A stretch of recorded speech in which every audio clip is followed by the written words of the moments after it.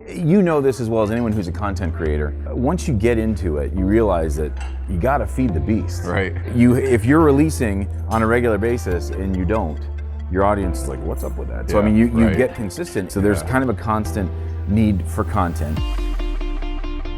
Hey everybody, what's up? Welcome to the 88 Show. This is the internet's only dental show where we talk about what matters most in marketing.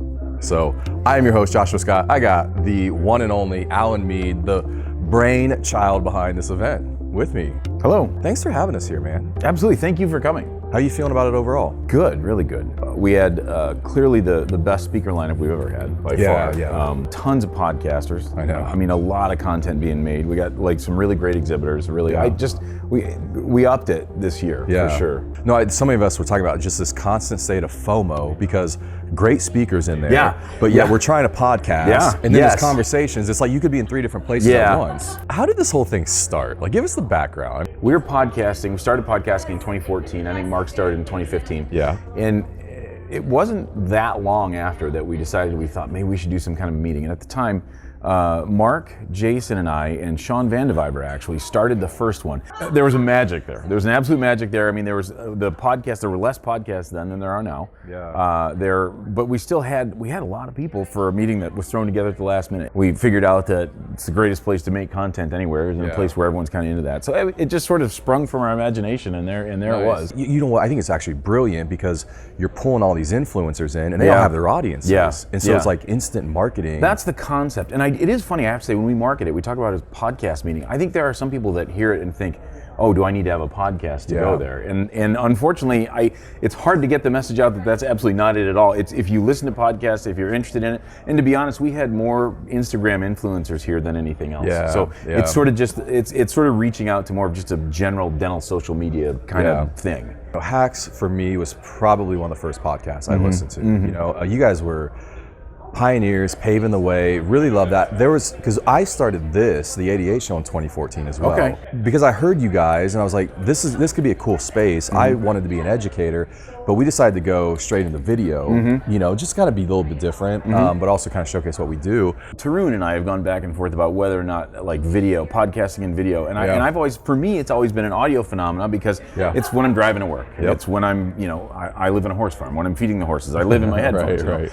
That said, there's a real need for, dentistry needs video. What's cool about this, and everybody's got their constraints, right? I mean, I've had podcasts them tell me, hey, I'd love to have you on, but you're not a doctor. And I've made this agreement with my audience, like I only have doctors on. I'm like, no, it's cool, I get it.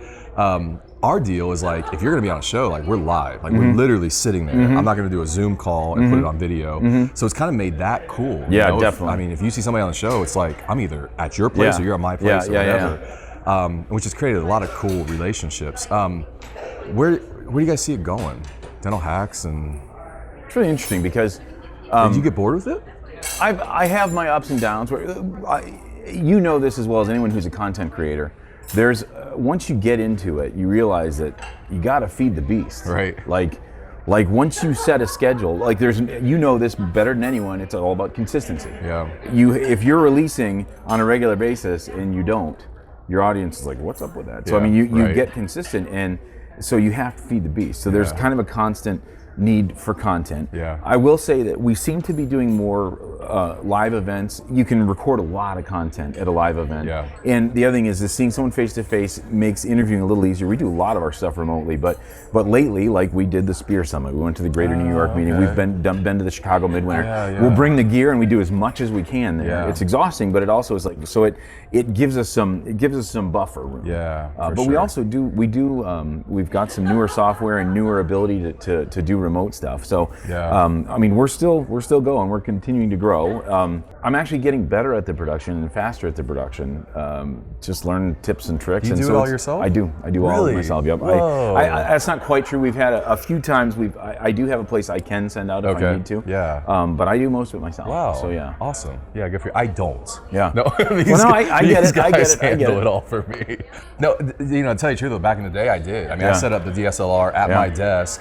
Final Cut Pro, video editing, made it happen for 2 years before we hired somebody. So, practicing dentist, back in Saginaw area. Yep. Saginaw, Michigan. Yeah. Gosh, social media, loved seeing the farm. It's just cool. Yeah. It's a classic thing. Social media is the thing where anything, if you never know what's going to hit with your audience. You never like. I get much more interaction when I take pictures of goats and horses and the dog than anything else. You know. So the reality is like you don't really know what your audience is going to like. You know what though? You have this persona, and I think I can probably say this because I haven't known you very long.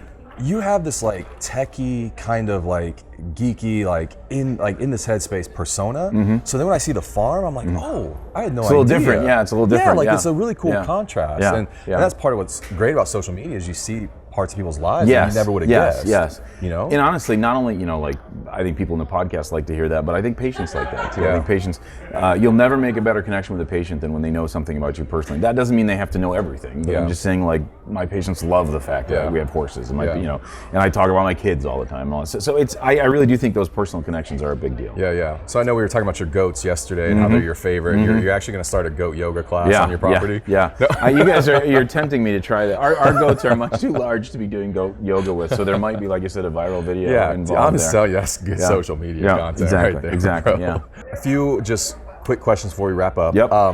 Who do you look up to in the dental industry right now?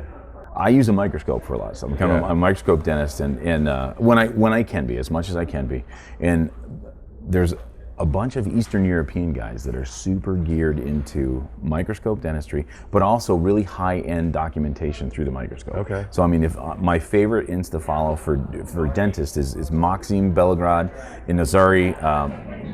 I can't even pronounce his last name. They're both Ukraine.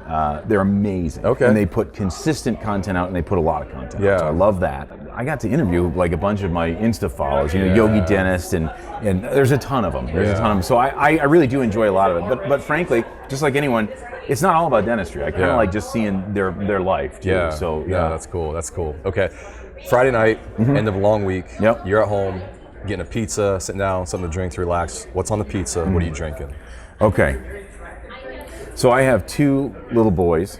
Okay. We get 9 and 12. Okay. It's going to be cheese pizza for them, and then if Deb and I are feeling wild and crazy, we might get green peppers and pepperoni. Nice. I haven't had an alcoholic drink in more than 18 years, so I'm probably drinking Pellegrino or maybe, I don't know, I'm kind of a sparkling water guy. Pellegrino straight, lime. Yeah. I'm good either way. Yeah. Mix it up. Mix it up. Nice. I love that. No, you recently posted that on social media about 18 years? Yeah, 18 years a couple weeks ago. Yeah, so congratulations. Thank you. Do you care if I ask you, was there kind of a point, like a tipping point with that? Or in the throes of active addiction, you'll have these, every once in a while, you'll have this like moment of lucidity going, this is crazy, I got to stop this. But people who have troubles with addiction, it's not very regular that they go, oh, I got to stop this, and they go stop it. So I was intervened. Like they know they need to, but they, I was intervened on. The only smart thing I ever did was I just went with it. I didn't try and resist it. I would have been the worst television show on intervention ever. Mine was super boring because they came to get me. I'm like, okay, let's go. So that was it. It was a pretty boring intervention on the show. And is it kind of more of a genetic kind of hereditary thing? Was it? You know what's really funny? Anyone who's gone through that stuff, if they look back in their family, they'll find it. So I'm not sure that I think everyone has it in their family on some level because the prevalence is wide.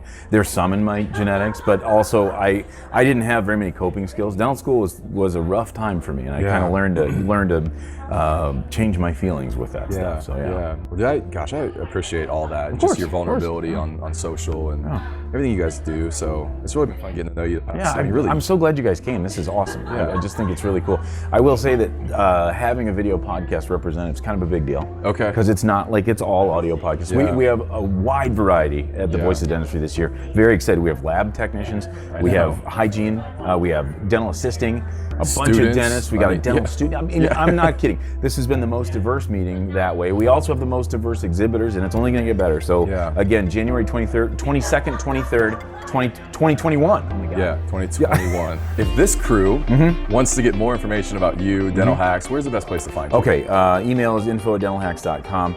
Our Facebook group is the Dental Hacks Nation. Oftentimes it's a dumpster fire, but it's actually pretty good. It's pretty fun. So you can come see us there, and you can subscribe to the Dental Hacks podcast on whatever you're listening to podcasts on. So, awesome. Dude, thanks so much for being here. Thanks a ton. Thanks for having me. Appreciate it. All right, guys. We'll see you a little bit later.